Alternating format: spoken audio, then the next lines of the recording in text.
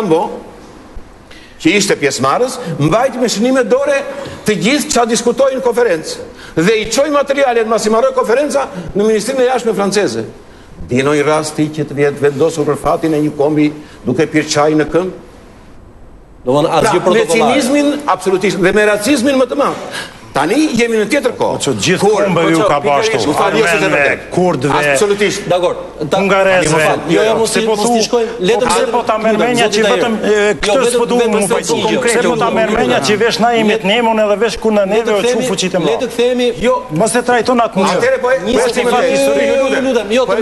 të lutem duhet mbetemi pak te kjo pikë. Nuk merremi se që është bërë kombeve tjerë na intereson kombi. Absolutisht.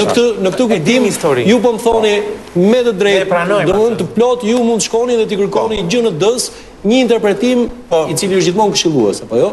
Në lidhje me atë çfarë ka ndodhur në 1913 dhe GND-ja e ka takur. Absolutisht. Çfarë përfitimi? Ja, cili është përfitimi? Ja ta marrojmë. Në qoftë se pranohet, atëre, sipas statusit të GND-s, i kërkohet qeverisë së vendit përkatës emëron apo jo këtë tezë.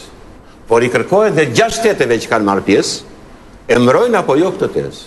Pra, flasim ta, çojmë që të riparojmë tamam këtë rajon, atëre ka disa rrugë. Një rrugë është dhe kjo, që të ndihmoj ty si bashkësi ndërkombëtare, që të mos thuash nesër, vërtet, ja, e kanë kërkuar dhe unë do futem.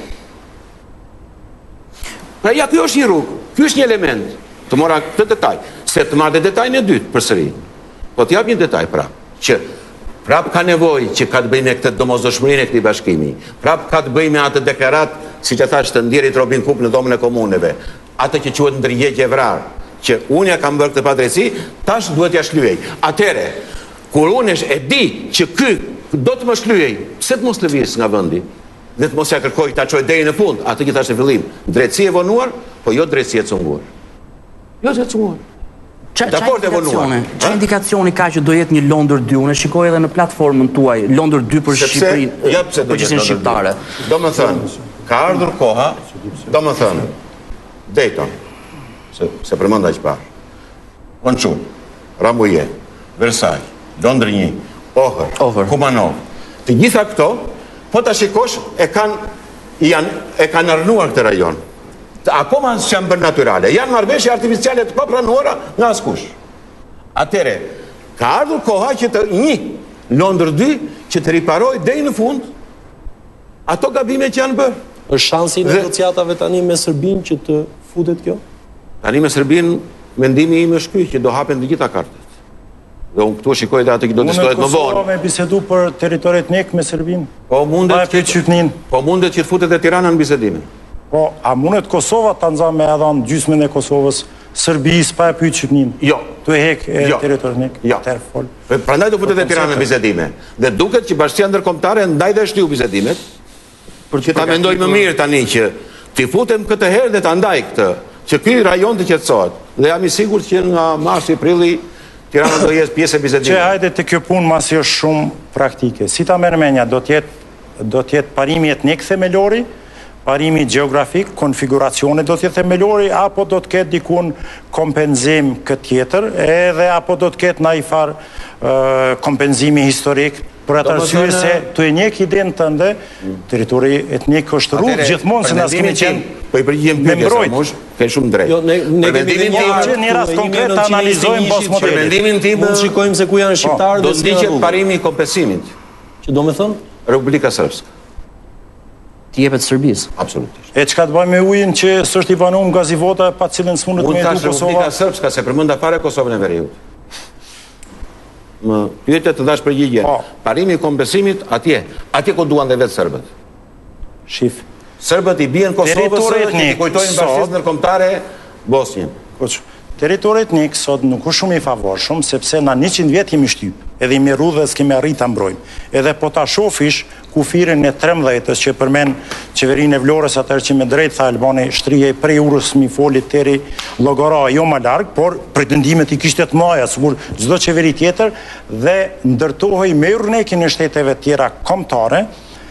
Atëherë nuk e kuptojnë pse ideja sot e ndamjes, kur paka shumë jemi për të mirë të shku për para, kemi për krahën amerikanëve, forcave ndërkombëtare, jemi një lloj ekspansioni, jemi një lloj shkëmbimi kulturor, ekonomik po bën më të fortë, po funksionon tregu kombëtar, pak a shumë po heqen kufijt, lëvizja tjetër, edhe me këtë ne rikthejmë forcat kombëtare. Nuk e kuptoj pse këtë nguti.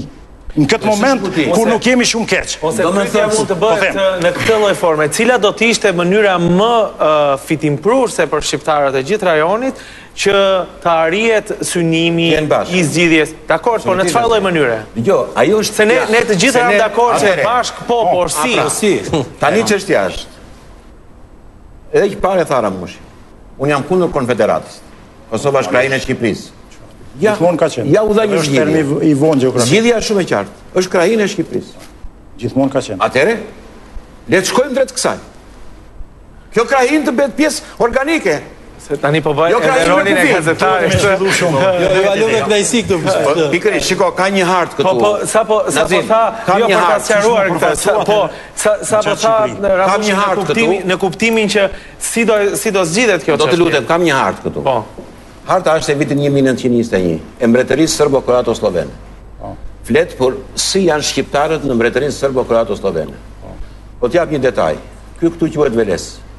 Shqiptarët në 1921, sipas legjendës, që është këtu kanë qenë 90%. Sa janë sot? Shumë pak.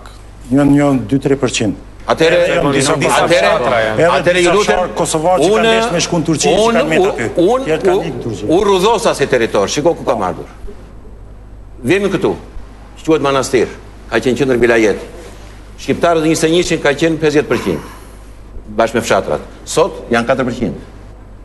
Ngjitëm këtu lart quhet Tutin. Tani është afër në Sanxha, s'ka fare shqiptar zero. Atere. Mirë, atë në Bosnjak, nuk është që në shpërngull aty, po bo një asimilim. Si që dhe rast e ka i kene vetë. Pikërisht, tani, erdi 2001, u zbras me të vegja, sot është 7%. Jemi dakord? 15. Prapë skandalose. Pra, ka dy lloj spastrimesh. Një, tegër, ka dhe një demokratik. Në Kërçovë, ka një synim të Nikola Gruevskit, që Kërçovën të ndaj blokun kompakt shqiptar. Po për atë ndodhe zonat elektorale... Pikërisht ato edhe pranohen nga politikanë shqiptar. Po tani shtohet dhe një tjetër. Dislokohet një forcë e madhe ushtarake, do ndërtohen pallate dhe apartamente për ta, që duke jetuar në Kërçovë të shtojnë raportin... Nuk kontestojnë këto që pisu. Atere problemi është, edhe në demokraci thash këta nuk ka drejtësi. Dhe unë nuk kam që të besoj tani me që këta fqinj, do më janë, jemi regjime demokratike, këta prapë synojnë, e kanë këtë hobin ndaj meje, këtë fobin ndaj meje. Atere, që ta përballoj më mirë, dhe që vërtet të shkoj më mirë me ta, mua më duhet të regoj që të bashkojmë njerë me vetën time, dhe pastaj do shikosh sa mirë do jetë fqinjësia dhe me grekët, dhe me sërbët dhe me të gjithë. Me ndonë se të marveshje, bëtë këj bashkime do të bësh, Nazim, do të bësh me njerë pas publicitetit edhe pandi po ashtu. E shoh që unë ndez dhe tani duhet kalojmë publicitet dhe rikthehemi për pjesën e fundit. Ajo që duhet vazhdoj